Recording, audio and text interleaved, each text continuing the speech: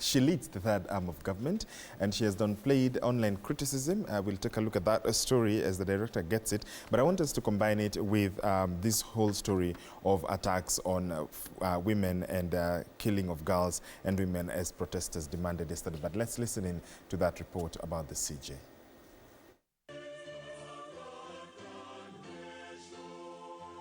Speaking at the 2024 Annual Human Rights Summit, Chief Justice Martha Koome said that she had been a victim of cyberbullying and online gender-based violence, with multiple social media posts aimed at threatening her tenure and pushing her resignation. I always confess that I'm a victim of cyberbullying, or is it called technologically facilitated gender-based violence. Despite the attacks, the Chief Justice says that she is remaining firm, stating that such intimidation tactics would not deter her from addressing the pressing issues facing Kenya's judiciary. To achieve what? Maybe to scare me, to distract me, to defame me, and hold me out of office, but they can try something else. Koome used the platform to also shed light on the judiciary's effort to combat gender-based violence across the country. The Chief Justice highlighting establishments of 13 specialized courts dedicated to addressing cases of gender-based violence. What happened to the victim? We are asking ourselves that question. And it is for that reason that we have opened 13 specialized courts, gender justice courts. Koome's remarks comes amidst growing scrutiny of public figures on social media. Anastasia Mkabi, TV 47.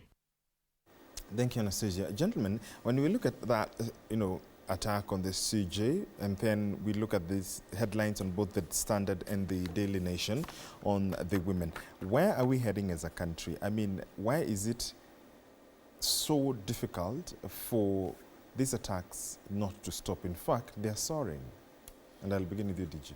I think, let me begin by the good English saying of justice that states that justice must not only be done, but it also must seem to be done. Mm-hmm. That's where the Kenyan people are. Remember, we are in an increasingly media coverage all the time. I do believe that the country is a little bit much safer right now than it was maybe 100 years ago. However, we currently have more media presence than there was 100 years ago. So we document more of cases of violence more than it was documented 100 years ago. Okay. So in some perspective, it might seem that we are in a more violent country more than it was 100 years ago.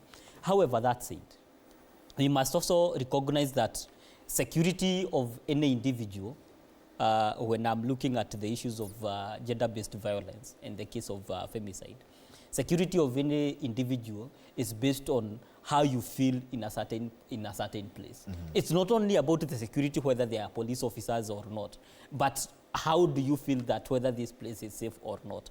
If you feel that the place that you are is not safe, then you are not secure in that place, despite of their having police officers and so forth. So what you are seeing on social media and people criticizing the CJ right now is based on the perspective that wherever Kenyans are, they might not be seeing the justice that they wish to see from the judiciary. And my criticism is not towards the judiciary, but rather to recognize the challenge that we have. Because the challenge that we do have as we speak is the issue of what do we see the judiciary doing? Because to some extent, the Kenyan in social media are arguing that the judiciary is rubber stamping whatever the executive is doing, instead of being an independent third arm of the government in providing the justice for Kenyans. That's the opinion of certain section in social media. Another section is about the CJ and the perceived responsibility to ensure, to keep the executive in check on certain institutions, let's say the IBC, let's say, or other institutions, to keep them in check so that they are also able to to provide the correct security and the judicial processes within the country. But looking at our headlines on the issues of GBV and the demonstrations that were there, and our response to those things. If I am a demonstrator, I am demonstrating not for the purpose of causing chaos, but I am demonstrating to be in consolidation with other Kenyans and other victims of gender-based violence to highlight this issue so that it can be addressed. To see these demonstrations and also picketers and people who just need their voice to be heard being harassed with tear gas, being harassed with beatings from our National Police Service, then Kenyans go on the other hand and ask themselves, are these the same police who we expect to provide security for our people on the issue of gender-based violence, femicide, burglary, and the rest? Because if we speak out, then we are beaten with tear gas. If we speak out on any level, we are beaten by the police.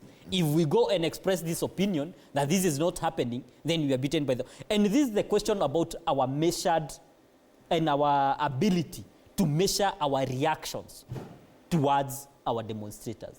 I would want to seek from the National Police Service that the demonstrators are not a threat towards the democracy of this country.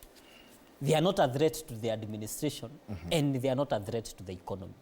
What they want is to create the space for independent voices of Kenyans to be heard across.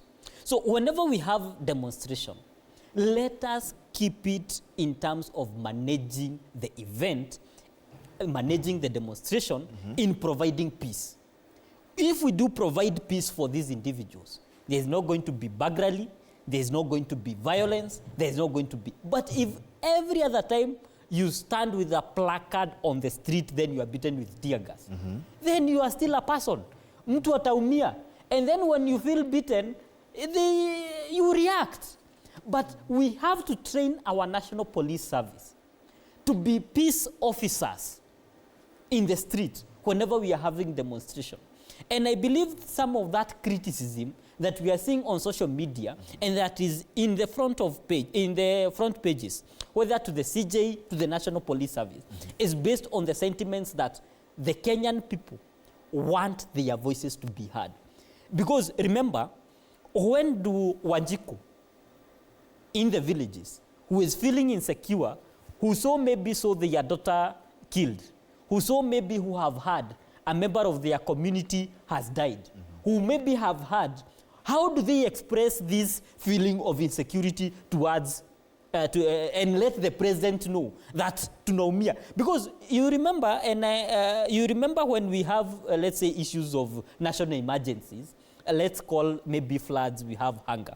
You find people on the media saying, serikali's idea, because Kenyans are in pain and they are suffering. It's the same case with gender-based violence. These Kenyans are coming up and are telling the government, please help. Our girls are dying. Please help.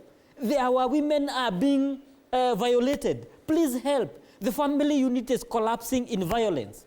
If our response is to beat those people to a pulp, if our response is to silence those voices, then the democracy of our country is going to suffer. And what you are seeing here, and I want to agree that Kenyans are very peaceful people. In the most part, Kenyans are very peaceful people. And I want to refer to the Gen Z revolution when the anti-finance bill started, demonstrations started. Yes. The first 3 days, people were had a very good decorum. They were moving all the way from Thika to the CBD. They were moving all the way from Athi River to CBD. People were moving all the way from Kikuyu to CBD. People were moving all the way from Gong to CBD, walking. They never stoned any car. They never looted any shop. But when we had a government response towards people walking to CBD, what happened? After 5 days, it was chaos. You couldn't move an inch. You couldn't even feel that you could come and go about your business. What is our response towards demonstrators? Because whether anybody is acting up against something that they feel, and I have to say, even as in leadership, we must be very keen to the voices of the people. Because the voices of the people are not a threat to our administration. The voices of the people are a sign of telling the government there is something that is not going right. Okay. Okay. Change this. Change this. Prof? So first That of all, we move to the economy now. yeah, first of all, let me say that Martha Koome is sending to the women the opposite signal, because she was supposed to be the one defending women. You know, when we had a CJ who's a woman, we should be seeing